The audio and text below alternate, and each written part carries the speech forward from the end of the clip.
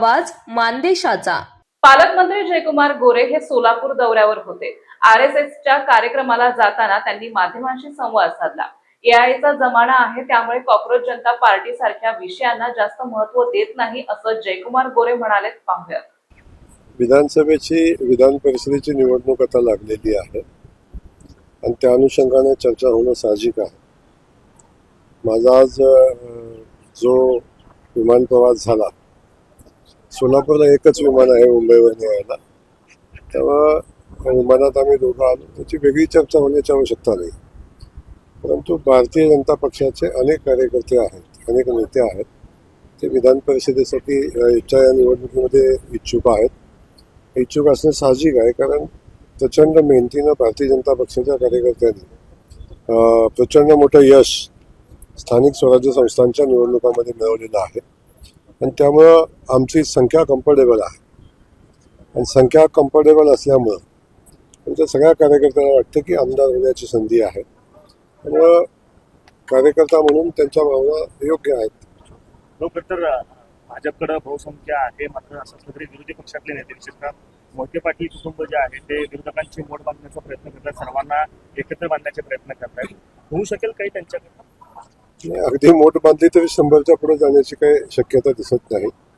आपण बघितलं असेल, मी काल मतदानाची आकडेवारी काढली, जिल्ह्यातल्या काँग्रेसच्या मताची संख्या 5 आहे आणि MIMची 9 आहे।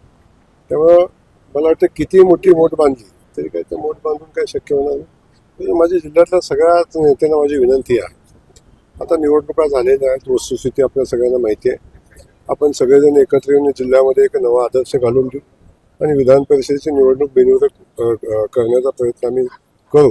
त्यासाठी मी वेळ पडली तर सगळ्यांशी चर्चाही करेन, कारण निवडणूक ही आता औपचारिकता आहे आणि अशा परिस्थितीमध्ये मला वाटतं सोलापूर जिल्ह्याने एक नवीन इतिहास करावा आणि विधान परिषदेची निवडणूक बिनविरोध करावी अशी माझी भावना आहे। माझ्या अनेक लोकांच्या भावना आहेत। जळगाव असेल, जालना असेल, छत्रपती संभाजीनगर असेल इत्यादी अनेक जिल्ह्यांमध्ये जे आहे पेट्रोल असेल, डिझेल असेल, याचा साठा जो आहे तो उपलब्ध नसल्याने नागरिक जे आहेत ते रस्त्यावर उतरलेले आहेत। काय सांग? कुठेही पेट्रोल डिझेलचा साठा कमी नाही। नागरिकांच्या मनामध्ये भीतीचं वातावरण तयार करण्यासाठी टोळी तयार झालेली आहे आणि नागरिकांच्या मनामध्ये भीती निर्माण झाल्यामुळं पेट्रोलचा स्टॉक होतोय। आवश्यक असणाऱ्या पेट्रोलपेक्षा अधिकच्या पेट्रोलची डिझेलची खरेदी होते आणि त्यामुळं काही परिणाम होताना आपण सगळेजण पाहतोय। तर असा कुठलाही तुटवडा नाही। आवश्यक असणारा पेट्रोल आणि इंधनसाठा महाराष्ट्रासाठी उपलब्ध आहे। माननीय मुख्यमंत्री मोदी यांनी त्या संदर्भात कालच माहिती दिलेली आहे।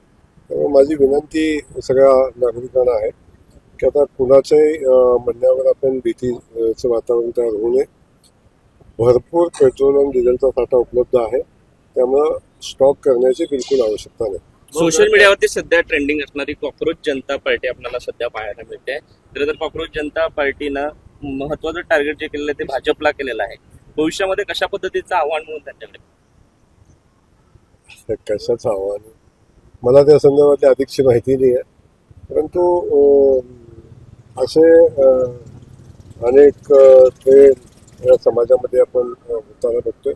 AIचा जमाना आहे, त्याच्यामध्ये अशा गोष्टी होत राहतात, त्याला अधिकचं महत्त्व देणे मला नाही इच्छित आहे। नाही, पण हे फक्त सोशल मीडियावरचं ट्रेंड आहे की काही विरोधी पक्ष काहीतरी फूस लावतायत आणि एका दिवसात इतक्या पद्धतीनं फॉलोअर्स वाटतात? म्हणजे भाजपचं ऑफिशियल पेज जे आहे त्यापेक्षा जवळपास दुपटीनं लोक फॉलो त्याला करतायत। विरोधी पक्ष काही त्याला फूस लावते वगैरे असं काही वाटतं याच्या पाठीमागे? आता अनेक लोकांचे वेगवेगळ्या क्लुप्त्या लढवताना विरोधी पक्षाला आपण पाहतोय। जनमानसामध्ये स्थान राहिले नाही, जनमानसामध्ये आपली प्रतिमा राहिलेली नाही आणि लोक आपल्या पाठी येत नाहीत, तेव्हा काहीतरी नवीन योजना आखणे, सोशल मीडियाच्या माध्यमातून, युट्यूबरच्या माध्यमातून समाजामध्ये असंतोष निर्माण होतोय का याचा प्रयत्न करणं, अशा पद्धतीच्या गोष्टी करायचा विरोधक प्रयत्न करतात। अशा कुठल्याही गोष्टीला यश येणार नाही। भारतातली लोकशाही भक्कम आहे, देशाचं नेतृत्व आदरणीय मोदीजी करतात आणि एक मजबूत भारत आज जगाच्या समोर आपण पाहतोय आणि तशाच पद्धतीनं एक विकसित महाराष्ट्राचं स्वप्न घेऊन माननीय देवेंद्रजी काम करतात आणि त्या दिशेनं महाराष्ट्र खूप वेगाने विकास करताना आपण पाहतो। हो, या अगोदर आपण मराठा आंदोलक मनोज जरांगे पाटलांची भेट घेतलेला होता, त्यावर अनेक तोडगा निघाला। त्यानंतर आता मनोज जरांगे पाटील जे आहेत ते 28 तारखेचा अल्टिमेटम दिलेला आहे. 28 तारखेच्या आत मराठा समाजाच्या ज्या ज्या मागण्या आहेत त्या पूर्ण कराव्यात अशी मागणी त्यांनी केलेली आहे. आज प्रसाद लाडनी भेट देखील घेतलेली आहे त्यांची. आपण याच्या अगोदर त्या समितीमध्ये होतात, त्यांची भेट घेतलेली होती. आता यापुढे काय होणार?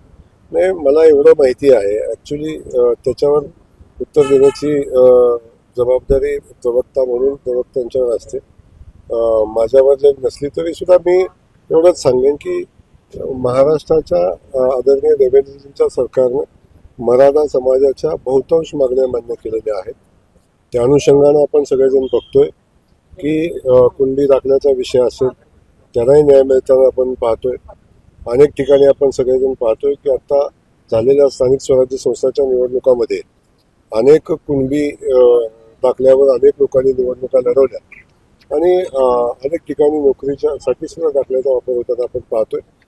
अण्णासाहेब पाटील आर्थिक विकास महामंडळ असेल, सारथी असेल, या सगळ्याच माध्यमातून आपण बघतोय की मराठा समाज बांधवांना न्याय देण्याची भूमिका महाराष्ट्राचं सरकार घेताना आपण पाहतोय. माझी सगळ्यांना विनंती आहे की शेवटी या लोकशाहीमध्ये प्रत्येकाला प्रत्येकाचं मत मांडण्याचा अधिकार आहे, परंतु ही समाजव्यवस्था बाधित होईल अशा पद्धतीचं आंदोलन, अशा पद्धतीचा भूमिका मांडणं तर कुणीही असो ती भूमिका मांडणं ते चुकीचं राहील. समाजव्यवस्था अबाधित राहिली पाहिजे. समाजामध्ये समाजामध्ये असंतोष निर्माण नाही झाला पाहिजे. याच्यासाठी आपण सगळ्यांनी प्रयत्न केले पाहिजेत.